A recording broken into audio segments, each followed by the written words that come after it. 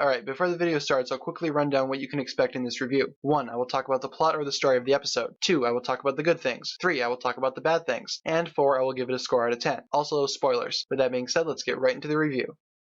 Second to last episode of the season, guys. The finale is definitely being set up in a big way. The episode begins where the previous episode left off, with two individual stories happening at the same time. Acronix and Crux are currently running down the plan to Kai and Nia to retrieve the reversal time blade for the twins' master plan. Now, let me just be clear. The ninja have some sort of deal going with the time twins. If the ninja retrieve the blade for them, they will be allowed to use it to reverse the rapidly aging Sensei Wu and bring him back to normal health. Rei explains to the two ninja that in order to access the reversal time blade, they need to summon the fusion dragon. To do this, they need to combine the powers of both fire and water together with the newly named Dragon Blade. They discuss a few more of the ins and outs of their mission and head off to find the blade. They venture through the boiling sea, and it's actually visually amazing. It's unlike anything we've ever seen before, and I hope we get to revisit this in future seasons. They eventually reach the bottom, where they are confronted with a horde of these weird rock monsters, which I could have done without. Regardless, they are quickly defeated when Kai and Nia merge their powers together due to the wise words of their mother. They proceed down the cabin more until they discover the gateway to the reversal blade. They retrieve it and get away on the fusion dragon, but when they get to the surface, Acronix and Crux refuse to let them help Sensei Wu. Big surprise there. A brief battle breaks out and Rei is hit with the blade as well. The time twins eventually get a hold of all four blades and manage to get a head start back to the base. Meanwhile, the rest of the ninja team is still hot on the heels of the Vermilion, or rather it's the other way around. Eventually the ninja figure out that Cyrus Borg is still back at the swamp and they decide to go back for him. They disguise themselves as Vermilion warriors to get up close and retrieve Borg, but when they eventually do reach him, he reveals something interesting. The time twins are in the process of constructing a time machine called the Iron Doom, and Borg has a way to disable it. The ninja try to get him to the apparatus but are caught by the Vermilion, but no need to fear, the mysterious samurai appears to help the ninja get Borg to the Iron Doom. Unfortunately, they're stopped by the time twins who have reappeared and are now able to activate the machine. They're just about to jump back in time when Kai and Nia show up with Wu and the fusion dragon and go through the vortex after them. The best thing in this episode was of course the dynamic between Kai and Nia and their struggle to please both sides of the field. It's great seeing them interact with their parents, but at the same time it's kind of strange. I loved seeing the fusion dragon and I find the method of summoning it to be very interesting. I enjoyed finally seeing what the Dragon Blade entailed and what its purpose was. We also get to see a little bit more of the new Samurai X in this episode, but I'm still waiting for the identity of this mysterious warrior to be revealed. There really isn't anything majorly bad about this episode, but I do need to say, did Kai and Nia not see the betrayal coming? I mean really, they should have known that the time twins were going to pull something like that. Otherwise, the rest of the episode was pretty much meh for me. It definitely wasn't bad, but it was not outstanding, and it's definitely not the best Hands of Time episode we've seen. This episode still builds up hype for the season finale, which I cannot wait to watch and review for you guys, but in terms of the rating for this episode, I think an 8 out of 10 will do. So thank you guys so much for watching. Please leave a comment stating what you thought of this episode, and while you're down there, feel free to leave a like and hit subscribe. Remember that the comment section is yours for any discussions you want to have, or if you just had a general comment, that's fine too. Also, don't forget to leave your video suggestions down below as well for a chance to have your idea featured as an actual video sometime later on. Thank you guys so much for watching. My name is TannerFishies, and with that, I bid you farewell.